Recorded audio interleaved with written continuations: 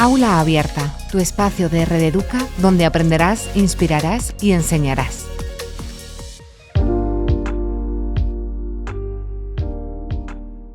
Autista y persona con autismo son dos conceptos que parecen indicar lo mismo, pero realmente no es así. La connotación social implícita que tienen cada una de estas palabras es una de las problemáticas sociales más actuales. Si nos vamos a la definición de trastorno del espectro autista según la Confederación de Autismo en España, encontramos que es una condición de origen neurobiológico que afecta a la configuración del sistema nervioso, además del funcionamiento cerebral. Con todo esto, le animo a reflexionar con nosotros durante toda esta conversación que vamos a tener si realmente conocemos de verdad lo que es el trastorno del espectro del autismo. Además, tenemos la gran suerte de que esta reflexión va a estar liderada por María José Pérez Páez. Ella es psicóloga y sexóloga, que además cuenta con una amplia experiencia y formación en el abordaje de diversos aspectos del trastorno del espectro del autista, o TEA también llamado, tema que además nos atañe hoy en día. Así que, bienvenida María José, es un placer tenerte con nosotros. Y para comenzar esta charla, cuéntanos un poquito quién eres, ¿no? Aunque yo he hecho una introducción, pero cuéntanos tú algo más. Bueno, pues lo primero decir que estoy encantada de estar aquí contigo y en Aula Abierta. Gracias por la invitación. Por mi parte, además de ser psicóloga y sexóloga, pues tengo también, como bien has comentado, formación en el espectro autista y sobre todo me prevalece la experiencia profesional y personal que tengo, que son casi más de 8 años. Esto sucede gracias a mi hijo mayor, que tiene TEA, y entonces el día a día del autismo pues se ve un poco más reflejado en eso, más que tanto a nivel teórico. Teniéndolo en casa lo tenemos más de primera mano, así sí. que es una suerte poder contar contigo. Así que, bueno, en primer lugar, si te parece, cuéntanos un poquito qué es el TEA, ¿no? Para que nos pongamos todos en antecedentes. Pues el TEA, según las definiciones más tradicionales, se caracteriza por patrones de comportamiento repetitivo, dificultades en la comunicación y en la interacción social, además de las habilidades, ¿vale? Esto es más conocido como tríada del autismo, ¿vale? ¿Qué ocurre? Que son términos muy generales, que a nivel clínico están muy bien, pero luego hay que aterrizarlos un poquito a la realidad. Claro, porque realmente toda esta definición, ¿de dónde la sacamos, ¿no? Es decir, el DSM-5, que hablaremos un poquito más adelante sobre él, es el manual, ¿no?, de diagnósticos que hizo la APA en su momento, que vamos ahora mismo por el DSM-5-TR, ¿no? Texto revisado, si no me equivoco. Entonces, el DSM-5, ¿qué nos cuenta sobre el TEA? ¿Qué nos dice? ¿Nos dice dos cosas? ¿Nos lo explica bien o hace falta un poquito más de profundización, ¿no?, en este concepto? A nivel teórico te indica pues eso de que existen dificultades en el comportamiento, de que existen dificultades a nivel de habilidades sociales, de la comunicación. Te indica también que hay que tener en cuenta si tiene desorden sensorial, si no lo tiene, si hay discapacidad, si no hay discapacidad. Y luego también organiza como por niveles. El DSM-5-TR, por ejemplo, los habla de gravedad. Se puede también denominar niveles de ayuda, dependiendo del caso en que se quiera decir. Que eso a nivel clínico, a nivel de ofrecer a las familias, una base a la que agarrarse y poder empezar a buscar los recursos necesarios para atender a esas demandas y esas necesidades que tiene cada caso en particular, está muy bien. Pero luego la realidad, la puesta en práctica, el día a día, difiere mucho porque alteración en patrones de comportamiento es muy general y un comportamiento puede tener millones de motivos siendo el mismo. Entonces hace falta un poco aterrizar en cada caso específico para analizar esas dificultades de comportamiento, esos patrones de habilidades sociales o esos patrones repetitivos para poder realizar un abordaje más específico y más enriquecedor para ese niño o niña o persona adulta. Genial. Además, me alegra mucho que lo comentes así para que quede claro, ¿no?, que no solo es el diagnóstico, la definición como tal que nos dicen, sino que al final el TEA abarca muchísimas cosas más, ¿no? Uh-huh. Hay una cosa que has dicho que me resulta muy interesante, que quiero que comentemos, y es el tema de la discapacidad. Uh-huh. Es decir, no siempre el TEA tiene que ir asociado a discapacidad, que creo que también es una de las cosas que se entiende. Entonces, ¿qué características podemos encontrar en una persona con TEA? Pues mira, una persona con TEA es alegría, dinamismo, es capacidad de esfuerzo, de superación, motivación, es una sonrisa sincera, cariño. También es inflexibilidad, es rigidez cognitiva, es estereotipia, ecolalias. Hay muchísimas características o definiciones que en una definición teórica no aparecen. Y eso que se ve cada día con esa persona en el trato diario. Sí que es cierto que tienen unas características comunes, pero depende de las gafas con que mires a esa persona, podrás enfocarte en unas necesidades o en otras. Muy interesante, además se me ponen los pelillos de punta, ¿no? Porque creo que es súper importante que seamos conscientes de eso, ¿no? De que cuando hablamos de características, quizás nos vamos normalmente a, pues se nota en esto, y es justo lo contrario, ¿no? Es como tú dices, es alegría, ¿no? Esa sonrisa continua y el poder vivir esa experiencia. Entonces, claro, yéndonos también a la parte un poquito más teórica, ¿qué tipos de TEA existen, ¿no? Porque existen varios tipos, o sea, no podemos... Todas las personas que tienen el trastorno del espectro del autismo no podemos decir que sean todas iguales, como las personas que no tienen el trastorno, obviamente. Efectivamente. Nadie es igual. Entonces, cuéntanos un poquillo sobre qué tipos de TEA nos podemos encontrar. Como bien has dicho, no hay dos personas iguales y en el trastorno del espectro autista tampoco se va a limitar de la norma, exactamente. El DSM-5-TR, que es el principal manual que se utiliza en estos casos, distingue 3 niveles de gravedad, como he comentado antes. Sí que es cierto que existe actualmente un pequeño debate en hablar de gravedad o hablar de niveles de ayuda. Bueno, ahí cada cual tiene su opinión, ¿no?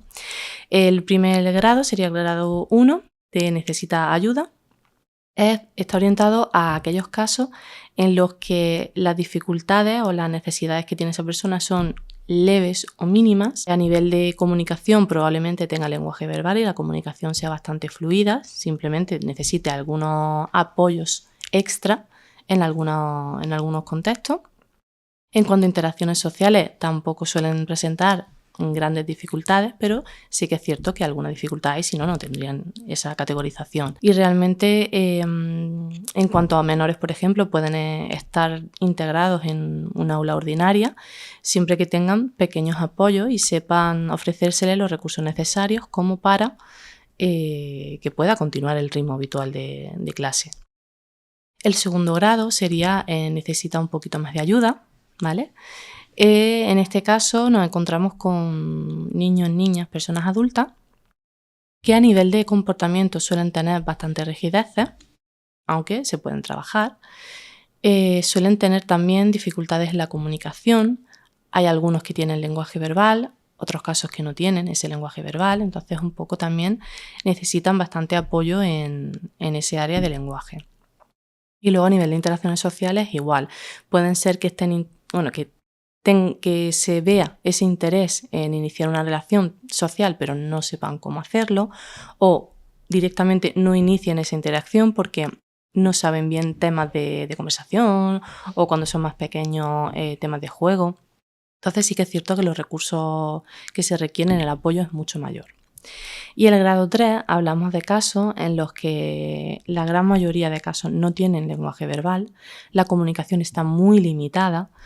En cuanto a las interacciones sociales también son muy limitadas, casi nulas, casi se centra en las personas más cercanas de su entorno. Y también en cuanto a rigidez e inflexibilidades, el nivel es muy elevado. Entonces, la cantidad de recursos que se requieren para atender a esas necesidades son mucho mayores. Claro, al final, esa diferencia que comentas, que además... Claro, es complicado porque cada uno de estas tipologías al final necesita, o de estos grados, necesita una serie de recursos diferentes, ¿no? Un poco más adaptada, aparte de la diferencia de cada caso, que como hemos comentado es importante. Siguiendo, ¿no?, con esta diferencia, realmente todas las personas a nivel biológico somos diferentes. Uh-huh. Hombres y mujeres, entre ellos también. Entonces, ¿hay diferencia en cuanto a las personas con TEA? En este sentido, es decir, ¿hay diferencia entre hombres y mujeres, niños y niñas? Sí, y la verdad que la diferencia es bastante evidente. Hasta hace unos años la mayoría de los estudios asociaban que había una niña TEA por cada 4 niños TEA.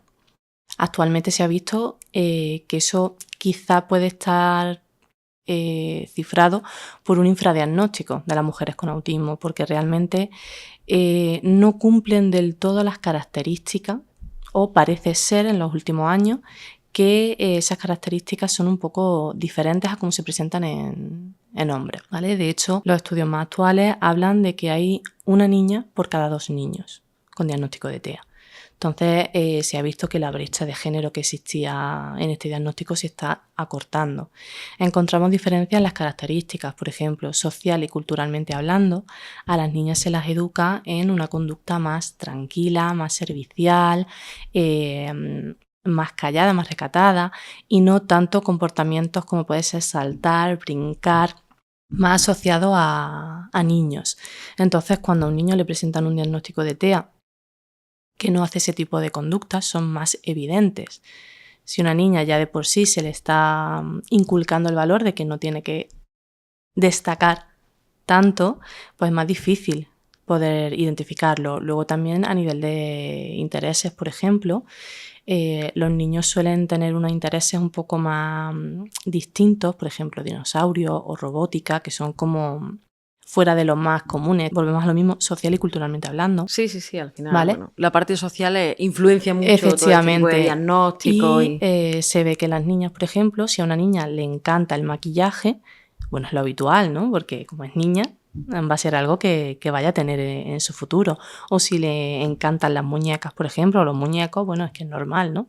No suelen tener esa tanta diferencia. También hay casos de niñas con TEA que le encantan las matemáticas, por ejemplo, o la lengua, cualquier, por así decirlo, asignatura que pueda tener en el colegio, y siempre se las asocia como que son más inteligentes. Las niñas siempre han sido más inteligentes, entonces, bueno, pues no hay una sospecha detrás de decir, este interés está siendo demasiado fuerte, ¿qué me puede estar comunicando? ¿No? Luego también a nivel de social, bueno, si se le está inculcando en que tienen que ser serviciales, que tienen que estar un poco integradas en el grupo, las niñas con TEA, especialmente aquellas que no presentan discapacidad, suelen tener conductas de enmascaramiento o camuflaje, que se llama, que es que para evitar destacar por encima del grupo, aprenden distintas estrategias para poder integrarse, aunque realmente no sea esa preferencia, pero como socialmente y culturalmente se le está recomendando altamente que se integren, pues bueno, tienen que buscar esas estrategias. Por ejemplo, yo conozco un caso muy cercano que no sabe cómo iniciar una conversación, y la estrategia de camuflaje que ella ha adoptado es: me pongo en el grupo, me integro un poquito, intento estar lo más callada posible y de vez en cuando sonrío. Aunque a lo mejor no esté de acuerdo con la temática, o aunque a lo mejor no me interese, o a lo mejor yo esté pensando en mis cosas, pero sonrío de vez en cuando. Y eso parece que el resto lo asume bien y ya creo que estoy integrada, pero realmente no es una forma sana, por así decirlo, de iniciar o mantener una relación social. Claro, porque al final yo creo que por observación, ¿no? Por imitación, muchas veces todas las personas que puede ser que tengan problemas en las relaciones sociales o que no sepan, ¿no? Como tú bien dices, iniciar esas conversaciones, hagan lo que hace el resto. Y si sonríe, esto se acepta bien, pues sigo con esto, ¿no? Para adelante. Entonces es importante destacar eso, que no siempre tiene que ser sano, y que al final hay que tener en cuenta que esa conducta de enmascaramiento hacen que no tenga un diagnóstico en condiciones, ¿no? Efectivamente. Que eso influye también a lo largo de su vida. El diagnóstico realmente en este tipo de casos se está viendo que está llegando muy tardío, y cuando llega ese diagnóstico hay muchas mujeres que realmente no les cambia la vida en cuanto a nivel práctico, pero sí pueden darle respuesta a muchas preguntas que no sabían responder durante infancia y adolescencia. Estamos hablando de muchos años. Claro, además años en los que los cambios que se producen a nivel hormonal, químico, ¿no? Emocional, son muy grandes. Si a esto le suma esa incertidumbre, ¿no? De decir no sé qué pasa o no sé por qué esto no lo hago como el resto de la sociedad, ¿no? Como parece ser que lo hace mi grupo social o mi núcleo social cercano, es otro problema añadido de cara al futuro de esta persona. Entonces es muy importante el tema de los diagnósticos precoces. De hecho, en cuanto a salud mental, se está viendo que muchas mujeres con diagnóstico tardío de TEA han pasado por depresiones, ansiedad, trastorno de estrés postraumático, por situaciones que no entendían que estaba pasando, y a raíz de ofrecerle el diagnóstico han dicho, vale, realmente no tenía una depresión, es que no sabía entender esto y no lo supe gestionar adecuadamente. Entonces la salud mental en ese caso es muy importante, ya de por sí en personas neurotípicas, como se suele decir, pero en personas con TEA toma especial relevancia. Más todavía, claro que sí. Y una pregunta así, hablando, ¿no? de la diferencia en cuanto al TEA del género, ¿esto se aplica desde pequeño? Es decir, ¿Se ve más fácil cuando son más chicos o se ve mejor cuando son más grandes? Estas diferencias que hay en cuanto al género, ¿no? Con el diagnóstico de TEA. Depende del grado y de las necesidades que presente la persona. Bueno, hay distintos signos de alerta que son básicos. También difiere mucho si presentan discapacidad intelectual como si no lo diferencia. Y luego aparte la capacidad esta que hemos comentado de enmascaramiento camuflaje, que ya hay niñas con TEA desde muy pequeñitas que ya aprenden que o se integran de alguna forma, buscan estrategias o saben que van a ser distintas y no quieren ser señaladas. Claro, al final el no querer ser señalado muchas veces provoca conductas que socialmente pueden ser que estén aceptadas, pero no hacen ningún bien, ¿no?, a la persona. Con esto que nos comenta de las características y de las diferencias de género, como hemos hablado antes del DSM-5, que para quienes lo conozcan, como hemos dicho, el manual de diagnósticos por excelencia que creó la APA, que es la Asociación Americana de Psicología, para el diagnóstico de los trastornos mentales. Entonces, en este libro pues están los criterios diagnósticos que hemos comentado también al principio de la conversación sobre el TEA. Esto está aquí, bien, ¿no? Una herramienta útil que, bueno, sirve también como manual de consulta para los profesionales y es estupendo. Pero, ¿qué pasa cuando se actualiza ese manual? Porque, como hemos dicho, vamos por el 5TR, ¿no? Texto revisado. Uh-huh. ¿Qué pasa cuando se modifica este manual, cambia las características y tenemos una persona que ya está diagnosticada o dispone de un informe de TEA? ¿Hay alguna modificación en su vida? ¿Eso repercute a algún nivel? Pues bueno, realmente cuando hay actualizaciones de estos criterios, a nivel teórico se quedan reflejados y son necesarios realmente porque cada día se investiga y pueden pasar diferentes casuísticas que provoquen un cambio de diagnóstico. Hasta la versión anterior del DSM-5 en 2013, que la anterior fue la 4TR, el autismo era un trastorno generalizado del desarrollo, sin más, junto con el síndrome de Asperger, junto con el síndrome de Rett. A raíz de esa revisión que se hizo de ese manual y la nueva edición, cambiaron los trastornos generalizados del desarrollo por los trastornos del neurodesarrollo. En esa actualización, el trastorno del autismo, como se conocía antiguamente, por así decirlo, pasó a ser un diagnóstico un poco más global de todas esas casuísticas. Asumió el diagnóstico de síndrome de Asperger, asumió el síndrome de Rett, por ejemplo, y se puso la categoría de trastornos del espectro autista, considerando como que dentro de ese autismo, por así decirlo, hay mucha variabilidad. Y de hecho es cierto, pero sí que hay personas con las que han tenido ese diagnóstico y que realmente han visto un poco invisibilizado su condición, porque ahora a nivel clínico no se habla de síndrome de Asperger, o no se debería de hablar si todo el personal profesional estuviese actualizado. A nivel práctico, realmente, la terminología antigua se sigue utilizando. Tú sigues escuchando por la calle y, de hecho, nosotras en algún momento lo hemos comentado. Autismo, Rett, Asperger, esas personas siguen con sus características. No ha cambiado porque a nivel teórico hayan puesto otro nombre. Esas características siguen estando. Entonces, de hecho, también cuando se les transmite el diagnóstico oficial a las familias, independientemente de la edad a la que se produzca, esa terminología para que las familias puedan comprender a qué se están refiriendo, se siguen utilizando. Claro, un poco por tener esa comunicación con la familia que no tiene por qué entender, ¿no?, que el DSM-5 ha sacado el TR, no el texto revisado, que pone que también es importante. Ahora hablaremos también de la comunicación con la familia. Pero hablando de lo que hemos comentado, ¿no?, autismo, autista, esto da lugar a 1.000 millones de mitos, de estigmas sociales que al final afectan no solo a la persona, sino a familia y a todo el entorno social que rodea, ¿no?, a las personas que tienen el trastorno del espectro del autismo. Porque vuelvo a lo mismo, ¿no? Al final hemos comentado que no es lo mismo autista que persona con autismo, porque socialmente la connotación que tiene es diferente. Entonces, bueno, esta dicotomía, ¿cómo la ves? ¿Qué nos cuentas sobre esto? Pues realmente esto es un debate abierto. E incluso dentro de profesionales del TEA y de las familias con TEA. Antiguamente, el terminología autismo o autista era un término peyorativo. De hecho, he escuchado mucha gente que se dedica a la política y periódicos que se supone que eso tienen protocolos para evitarlo y se siguen escuchando y leyendo barbaridades utilizando autista como un término peyorativo. Realmente esa dicotomía surge un poco porque hablar de persona autista puede implicar definir por completo esa característica de la persona y como que el TEA define por completo todo lo que es esta persona.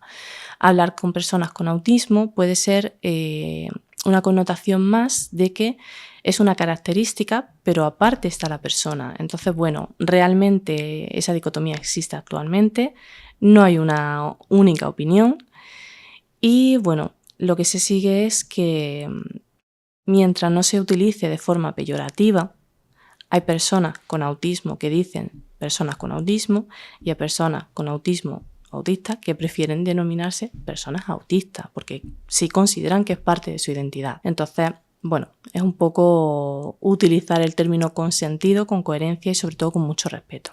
Yo creo que aparte de lo que no comenten los estudiados en este tema y los científicos que investigan, ¿no? Y que siempre se intenta avanzar, al final es importante que se quede eso, ¿no? Que al final no lo utilicemos como algo peyorativo y que cada persona defina o se contextualice como quiera, dentro obviamente, como tú bien dices, del respeto de todo esto. Habiendo contextualizado un poquito lo que es el TEA, sí me gustaría que como experta en el campo, ¿no? Como profesional y como persona que tiene experiencia propia en esto, nos comentara un poco para todas las personas que nos ven que puede ser, ¿no? Que tengan algún familiar que todavía no tenga ese diagnóstico de TEA, ¿cuáles son los signos de alerta? Es decir, ¿en qué podemos basarnos para decir, pues esto puede ser que sí? Vale, pues los primeros signos de alerta hay que indicar que la fecha más temprana, por así decirlo, son 6 meses, incluso hay estudios que hablan de los 4 meses de edad. Y uno de los principales signos de alerta es la mirada. La mirada es básico para la primera interacción comunicativa que va a existir entre el o la bebé y la persona de referencia que tenga, que habitualmente es la madre, pero puede ser el padre o cuidador principal.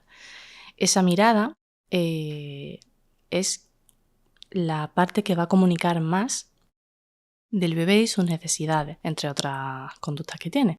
Pero el lenguaje verbal realmente no se desarrolla hasta más tardía.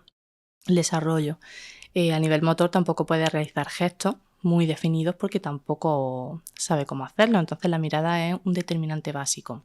Hay un proyecto desde la Confederación de Autismo Burgos, que es Bebé Mirada, que trata precisamente de investigar una herramienta que permita identificar a esa temprana edad posibles signos de un posible diagnóstico posterior de autismo precisamente. Sí que es cierto que no todos los bebés presentan las mismas características, pero sí hay algunas pautas comunes. Por ejemplo, el tema de la mirada. Hay bebés con 4 o 6 meses que no sostienen la mirada o no la utilizan para comunicar algo. La intención comunicativa también está un poco ausente. No hay protodeclarativa, no hay imperativa, no hay peticiones, no hay muestras de que algo del entorno le guste y va a comunicártelo. El típico mira cuando se señala algún objeto no aparece. Prefieren utilizar juegos más en solitario, no suelen responder al nombre o al estímulo sonoro que pueden asociar al nombre. Tampoco suelen tener esa interacción con su entorno, con sus familiares más cercanos. Y bueno, puede tener alguna que otra conducta de estimulación, aunque en edades hasta el año, por así decirlo, son poco frecuentes. Pero bueno, puede ser que en algún caso se produzcan. Hasta los 18 meses ya se va desarrollando también a nivel motor. Hay niños y niñas con autismo que presentan dificultades a nivel motor, que también puede ser un signo de alerta para la familia. La intención comunicativa puede estar y puede retroceder en cuanto a calidad y frecuencia de interacciones. También los típicos balbuceos pueden estar dirigidos o no, sobre todo un signo de alerta si hay balbuceo que no esté dirigido a esa intención comunicativa que hablábamos al principio. El juego sigue siendo un poco solitario y presenta cierta reticencia a la hora de que alguien se meta en su juego. Sobre todo la exploración del entorno, una exploración que es en cualquier bebé está presente, suele ser más limitada a ciertos estímulos. Por ejemplo, rodar una rueda, una pelota o escuchar ciertos sonidos pueden tener más intereses en aspectos más específicos. A partir de los 18 meses se habla de que empiezan a aparecer esas primeras palabras, quizá, o esas primeras intenciones comunicativas verbales. Hay personas con autismo que no tienen esa habilidad. En cuanto a intereses, son muy restringidos y cuando habitualmente todo lo que le muestra, bueno, puede mostrar más interés o menos, pero siempre juega con los mismos juguetes, por ejemplo, pues en personas con autismo puede ser que solamente quiera un tipo de juguete. La alimentación suele ser un poco más restrictiva también. Hay menores que solamente pueden comer ciertas texturas, ciertos alimentos con ciertas formas y puede ser otro signo más de que hay algo detrás. A nivel motor también puede haber cierto retraso o no, a nivel propioceptivo igual. Y realmente son signos de alerta que nos estamos posicionando ya en 2 años. Con suerte la familia los ha identificado o al menos sospecha que hay algo que no se está produciendo como un desarrollo neurotípico y con suerte acudirá a su médico de cabecera, a pediatra en este caso, y les pondrá los hechos. Con suerte ese profesional atenderá esa demanda, derivará a las determinadas pruebas que se realizan, pero estamos hablando de 2 años. Con suerte.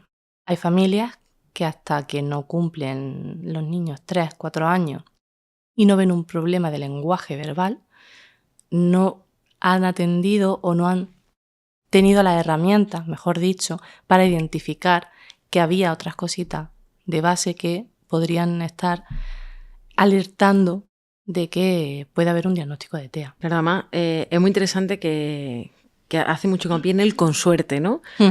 Que hay que tener suerte para todo y para esto pues también, ¿no? Por desgracia. Sí, porque realmente los signos de alerta en bebés tan chiquititos no se suelen tener. Ninguna familia nace pensando mi niño va a tener o mi niña va a tener. No, todo se basa en el desarrollo va a ser neurotípico.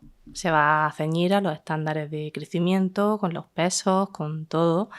Y realmente tampoco las familias ahora mismo disponen de esa información. Claro, de esos recursos, ¿no? Efectivamente. Que estaba yo aquí tomando nota de todos los signos de alerta, que creo que todos tenemos que estar tomando nota ahora mismo en casa.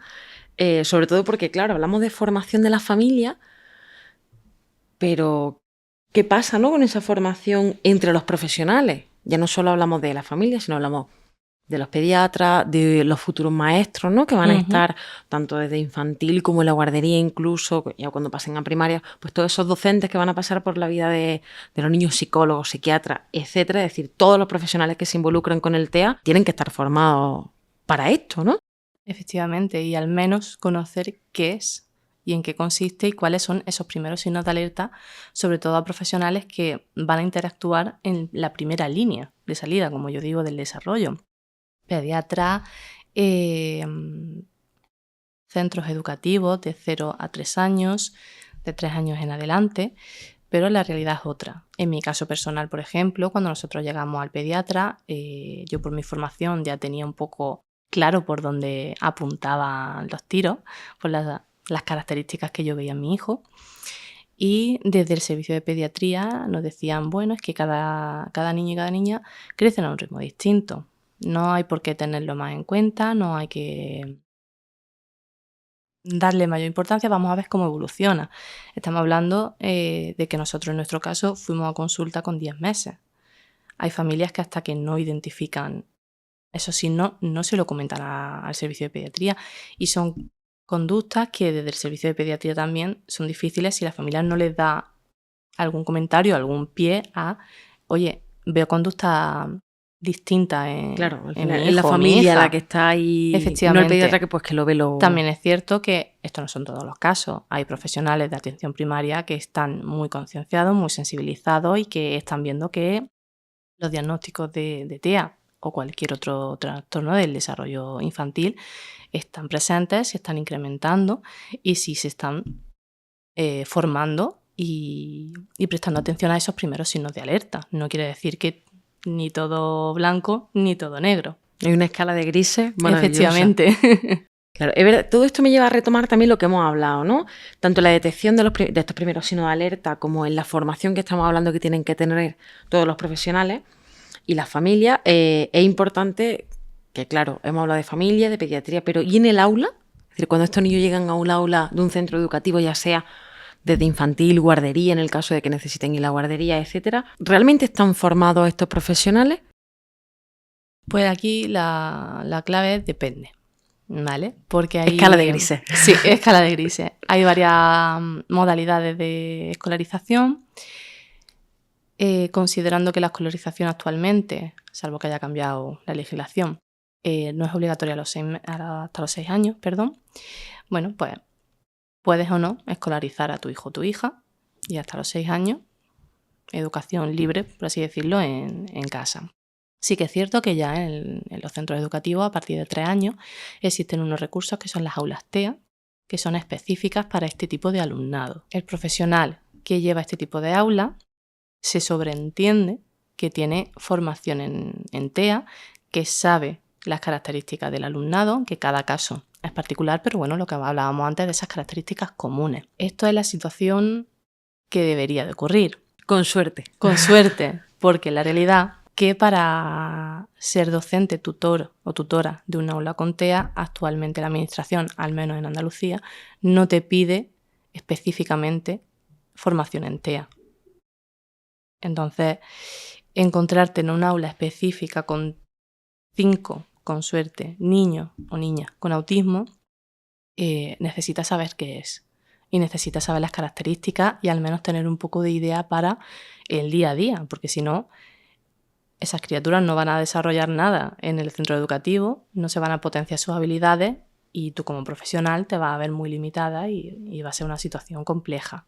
Hablamos del aula TEA como un recurso fundamental. Luego, si hablamos de otra modalidad de escolarización, nos encontramos de que quien está al frente del aula no suele tener esa formación. Con suerte ha escuchado, mi primo conoce a una persona, o yo tengo un vecino que su hijo o su hija tiene tal, o incluso en la carrera ha hablado de necesidad de educación especial, pero no han ampliado información sobre el TEA. Entonces, cuando les llega un niño o niña a su aula en una modalidad de integración en aula ordinaria, se encuentran limitados y limitadas los profesionales que están llevando ese aula porque realmente no cuentan con los recursos, no saben cómo tratarle, no saben cómo hablarle, porque puede tener diferentes particularidades. Claro, además, el problema, como bien dice, ya no solo que no sepan cómo estimularlos, ¿no? O cómo trabajar con ellos, sino que no saben cómo tratarlos. Que creo que es la base que deberíamos de conocer todos para poder interaccionar con cualquier persona de una manera sana, correcta, ¿no? Y sin ningún tipo de problema. Has comentado al principio, ¿no?, de la conversación el tema del aula ordinaria, es decir, que los tipos de TEA, el primer grado, sí se encuentran en aula ordinaria. Es lo habitual, es lo habitual. Puede ser que tengan alguna particularidad o alguna característica que destaque más y no sea la intervención más correcta a nivel educativo, pero habitualmente el grado 1 sí se puede integrar perfectamente, por así decirlo, en una aula ordinaria. Con sus apoyos, lógicamente, no quiere decir que simplemente esté en el aula ordinaria y siga el ritmo, porque no olvidemos que, a pesar de ser grado 1, tiene un diagnóstico, tiene unas características y unas necesidades educativas. Entonces, esas necesidades tienen que ser cubiertas. Claro, y con esto, claro, centrándonos en los centros educativos, ¿no? Vamos a hacer una distinción entre, con suerte, ¿no?, lo ideal, y los recursos personales, materiales y económicos de los que se disponen actualmente, ¿no? Y tú, con experiencia también con esto, pues entiendo que nos va a dar una visión estupenda. ¿Qué recursos reales disponen ahora mismo los centros educativos?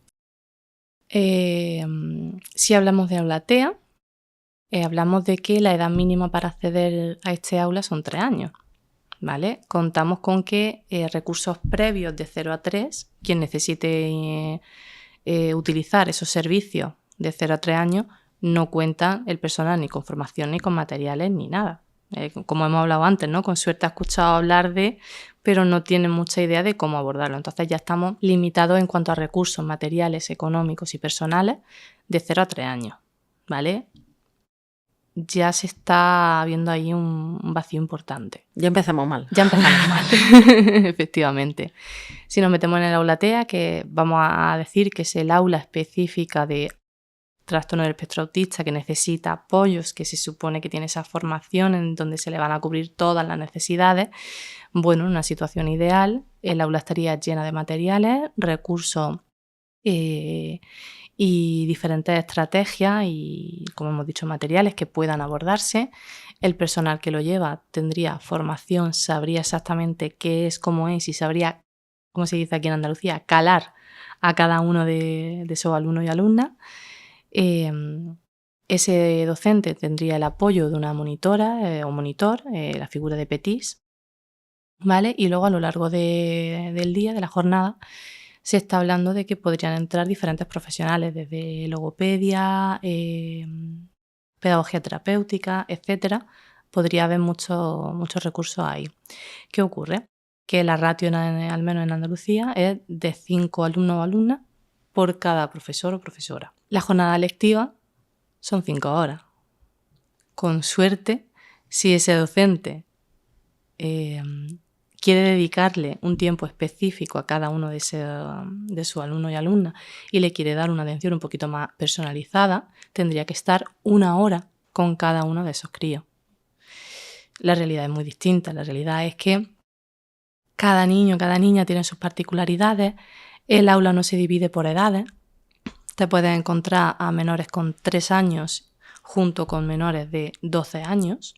Entonces, ni sus necesidades son las mismas, ni el ritmo de trabajo, ni las características son las mismas. Entonces, el personal ahí docente tiene que hacer mucho esfuerzo para tratar de ajustarse a cada una de las particularidades de esa gama de edades. Con suerte, nuevamente, las edades están un poco parecidas y el ritmo de la clase va fluyendo y va todo en la misma línea, pero lo mismo, tienes que enseñarle conceptos muy diferentes o atender necesidades muy distintas en un pequeño o una pequeña de 3 años que en uno de 12. Entonces, en cuanto a tiempo, personal, materiales, las aulas TEA están limitadas. Hablamos de una situación ideal en que se cuente con todo. Normalmente las aulas TEA no cuentan con elementos de regulación sensorial, porque una de las características que tienen las personas con TEA es que necesitan regularse. No disponen de esas herramientas de control conductual y ni sensorial en el que algo te molesta y medio lo asumes e intentas solventarlo por ti misma. Hay menores con TEA que una simple luz tintineante les duele. Y eso conlleva a que, como no sé expresarte a ti como figura de referencia que me duele, lo expreso a mi forma. Puede ser por gritos, puede ser por dando palmas, puede ser haciendo carrera o simplemente puede ser quedándose tranquilo en su sitio porque no sepa expresarse tampoco. Hablamos de una conducta de hipersensibilidad, pero también hay hiposensibilidad. Entonces, no tienen recursos materiales, ni espacio, ni tiempo para permitir que esa persona con autismo elija el material que necesite para regular su conducta en ese momento y poder continuar. Claro, esto además es un problema y me gustaría retomar lo que hemos hablado de los mitos y los estigmas, ¿no? Del principio. Uh-huh. ¿Cómo se toman los niños y las niñas que están en el aula ordinaria, ¿no? Vamos a poner, ¿existe ese estigma cuando entra alguna persona con TEA dentro del aula entre los niños? Depende mucho del centro educativo. Es decir, si el centro educativo conoce lo que es el TEA, está sensibilizado, respeta lo que es el TEA, sus características y demás, e inculca esos valores en todo el centro, esos niños y esas niñas de la ordinaria, cuando se encuentran con una persona con TEA, la van a coger con los brazos abiertos. Quizá no saben muy bien cómo hablarle o cómo iniciar el juego, pero sí se interesan y sí muestran interés y preguntan, tienen curiosidad y intentan en la medida de sus posibilidades, pues no dejan de ser niños y niñas, de jugar con esa persona que quizá no me habla o no me saluda por las mañanas, pero yo sé que le caigo bien porque luego juega conmigo y si hacemos un juego que a él le gusta, por ejemplo, soy capaz de desarrollar una actividad bonita con él, o puedo estar jugando al pilla-pilla, por ejemplo, y sabiendo que a lo mejor Paquito quiere jugar al pilla-pilla y siempre gana a leer, bueno, pues yo a lo mejor cedo y lo dejo que gane. Entonces, si existe esa conciencia, esa sensibilización y esa formación e información por parte del centro educativo, profesionales que llevan las aulas, y eso se transmite a los niños y niñas, está muchísimo más integrado. Si en un colegio donde no existe esa sensibilización, Paquito se va al parque, Paquito ve que un niño está en un columpio que no se monta y simplemente está dando palmas, y Paquito a lo mejor no tiene esa sensibilidad para acercarse y querer jugar con él.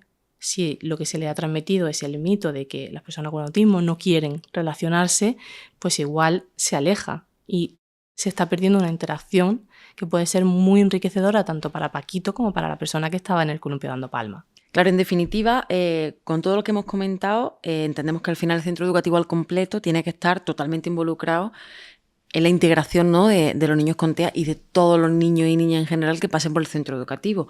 Hablamos pues desde el personal de limpieza, conserjería, docentes.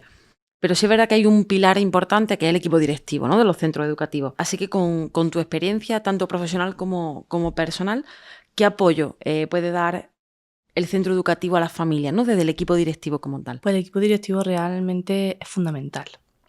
Fundamental porque realmente contar con una aula TEA, suponiendo que es el mejor de los casos, porque no todos los colegios disponen de este aula, contar con este aula TEA no te quita no voy a sensibilizar, no voy a promover, no voy a concienciar de lo que es las características, sobre todo desmitificar, porque también hay mucho trabajo en ese aspecto. Entonces también implica ganas de proponer actividades, dotar de recursos a ese personal profesional que se va a encargar de gestionar ese aula, realizar actividades o proponer actividades o permitir dar recursos materiales y económicos para ese tipo de actividades, hacer un poco sensibilización, que no todo se quede en el día 2 de abril, que nos vestimos de azul, nos ponemos un lazo y adelante, no. Esto es el día a día, el pico pala, como se suele decir, ¿no? Y promover que el alumnado que está en tu centro educativo conozca esas características, que no sean el alumnado TEA aquellos que vienen, tienen conductas extrañas y ya está. No, son alumnos también, alumnas también, que tienen mucho que dar, tienen mucho que aportar, y si se les da la oportunidad, pues lo van a hacer y se van a integrar y van a interactuar muchísimo. Y luego a nivel de las familias, bueno, lo que comentábamos antes, la comunicación es fundamental, que exista esa relación y ese apoyo para comprender la situación de la familia, las demandas que tiene la familia y desde el centro educativo cómo responderles. Además, con el tema de la comunicación, sí es importante, y me gustaría pararnos un momentillo, porque la comunicación al final es una estrategia eficaz en general para comunicarse con las personas, ¿no?, como su nombre indica. Y también es una de las estrategias más importantes para la desinformación. Es decir, si contamos con profesionales en el centro educativo, donde se encuentran, ¿no?, nuestro hijo, hija, primo, hermano, familiar en general, que cuentan con esta formación en TEA, si se comunican con nosotros, entiendo que esa desinformación que podemos tener, que porque no tenemos por qué ser expertos en el tema, ni estar formados en el tema, no la palia, ¿no?, por así decirlo. Entonces, ¿cómo suele ser esa información del centro con la familia? ¿O cómo, con suerte, debería de ser? Lo ideal sería que hubiese una comunicación fluida y abierta, en el sentido de que él o la profesional docente que está en el aula tenga una comunicación abierta, fluida, y pueda aportar la información necesaria sobre su hijo o su hija a la familia, ya sea con una agenda diaria de lo que ha hecho ese día en clase, ya sea de los distintos comportamientos que puede tener, tanto adecuados como no tan en consonancia en un aula, y también con el equipo directivo, pues, que sepa identificar las necesidades que tiene en el aula, que pueda transmitirlas, y que ese equipo directivo pueda dotarle con las medidas que dispone de cubrir esas necesidades y esas demandas que le está haciendo el profesional docente. Eso un poco como el papel que tiene esta figura, tutora de ese aula. Las familias necesitan información. Quien más y quien menos tiene una terapeuta al que su hijo o su hija está yendo para precisamente darle apoyo, porque como hemos hablado antes, las 5 horas lectivas no se basan en 5 horas de intervención directa con su hijo o su hija, ni va a tener esa hora ideal que podría tener con su hijo o su hija, sino que va a ser intervenciones un poco, pues, en la medida de lo que se puede, efectivamente. Entonces, claro, se está trabajando por una parte en el colegio, se está trabajando por una parte de forma pública o privada a nivel de intervención con esa criatura. Entonces las familias necesitan un poco también que se aborda en el aula para poder luego aplicarlo en casa, porque, como hemos dicho antes también, las familias pueden o no conocer qué es el TEA, tener formación o no sobre el TEA, que al final se van cogiendo. Conforme tienes el TEA en tu casa, vas leyendo, te vas informando, preguntas a este profesional, preguntas a la otra, pero no somos expertos y expertas del todo en esto. Entonces, cualquier idea que pueda ser buena para trabajar en casa también va a ser bienvenida. El trabajo que se hace desde la intervención terapéutica es fundamental que haya comunicación directa con ese tutor o tutora, porque así se van a aunar objetivos, se van a aunar formas de trabajo y no es lo mismo que en el aula se esté trabajando a coger el lápiz de una forma, por poner un ejemplo, y que en casa se esté trabajando a coger de otra forma distinta.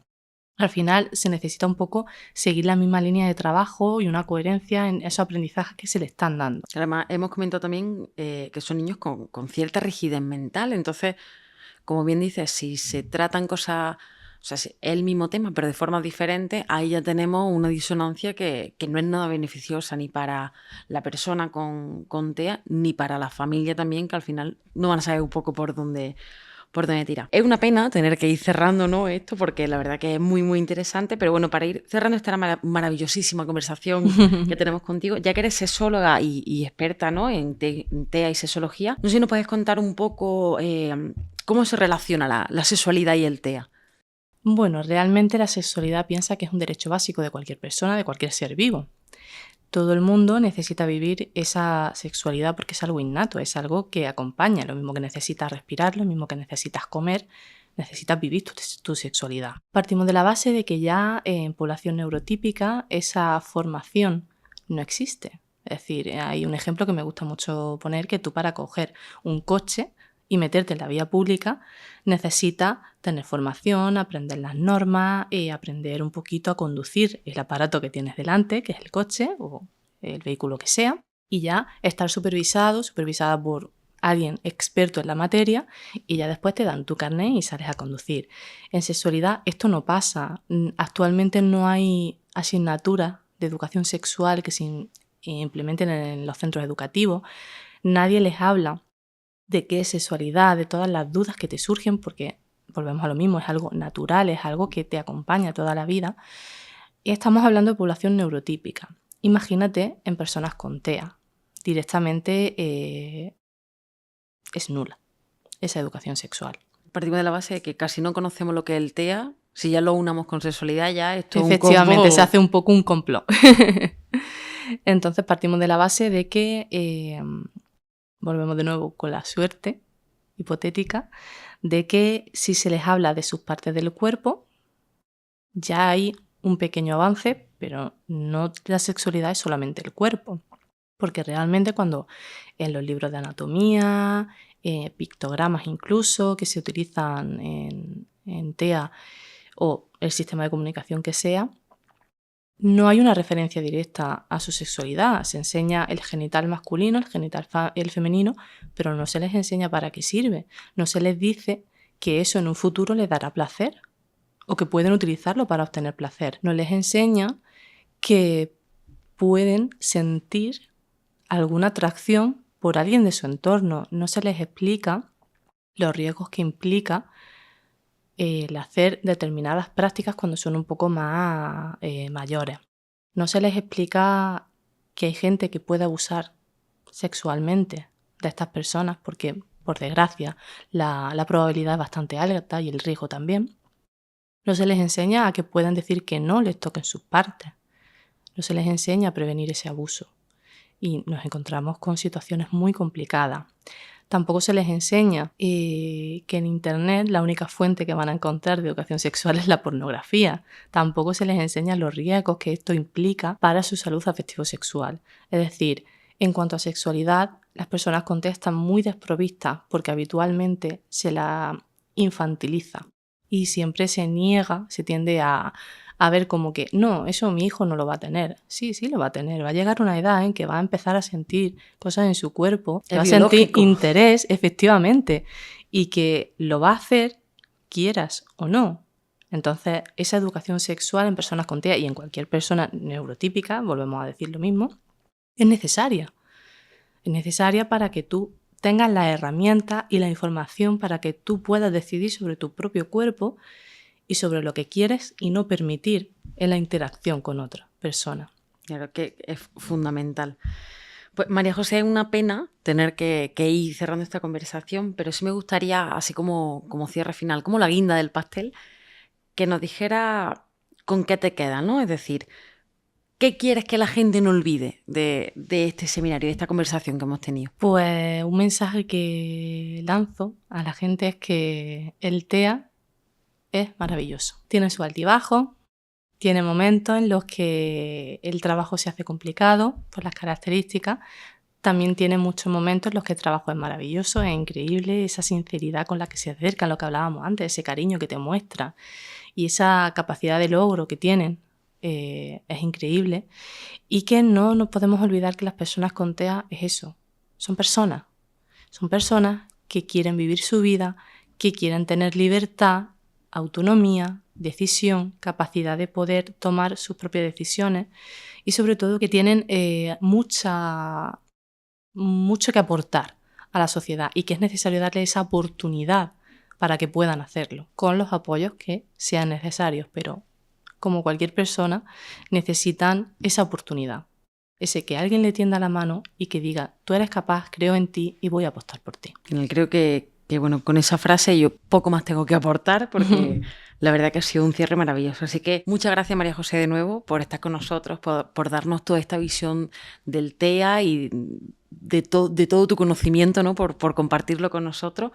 Ojalá con esta conversación hayamos llamado a la suerte, a esa suerte que hemos hablado durante todo esto. Te agradezco de verdad que hayas querido acompañarnos hoy. Y a todos los que nos veis detrás de la pantalla, gracias una vez más por estar con nosotros, por querer formaros e informaros.